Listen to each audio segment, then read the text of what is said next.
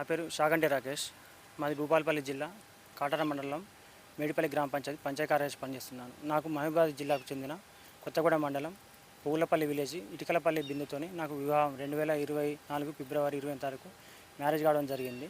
ఆమె నాకు గతంలో నా ఇంటర్ క్లాస్మేట్ కావడం వలన నాకు 2023 సెప్టెంబరు 20 తారీఖు నాకు పరిచయం, నా ఫ్రెండ్ వాళ్ళ ఫంక్షన్ ఉంటే మళ్ళీ పరిచయం కావడం జరిగింది. వాళ్ళ యొక్క స్థితిగతులు చెప్పగా ఆమె యొక్క కులాలు వేరైనప్పటికీ నన్ను ప్రపోజ్ చేయడం జరిగింది.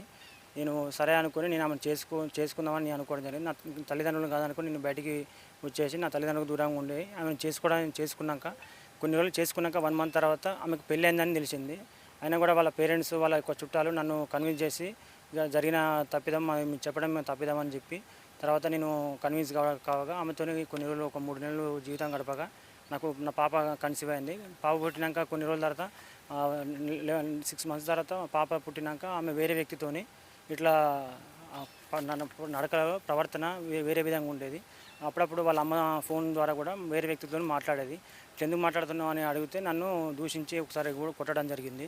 మళ్ళీ ఒకరోజు అనుకోకుండా నేను నా వృత్తిరీత్యా డ్యూటీ చేసుకొని శనివారం సాయంత్రం ఇట్లా సడన్గా రాగా ఆమె వేరే వ్యక్తితో ఉండగా చూసిన ఇట్లా ఎందుకు చేస్తున్నావు అని అడగగా వాళ్ళ అమ్మ ఆ పువ్వులపల్లి అదే గ్రామానికి చెందిన నక్కాయిలయ్యను నా భార్య నా మీదకి దాడి చేయగా అక్కడ నుండి నేను పారిపోవడం జరిగింది.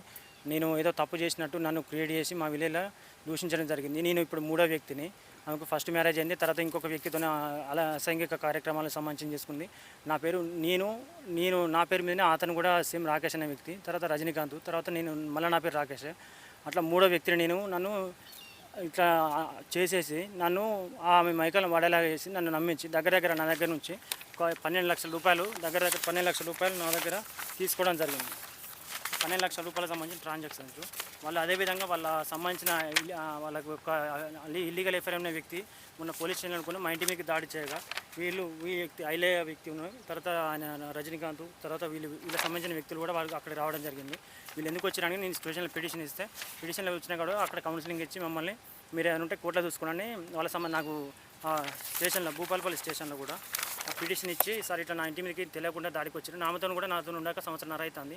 నాకు పాప పుట్టిన నా పాపకు సంబంధించిన ఆరోగ్యం బాగాలేదని నన్ను ఇబ్బందులకు గురి చేసి ఆమె నా దగ్గర నుంచి డబ్బులు కూడా వసూలు చేశారు.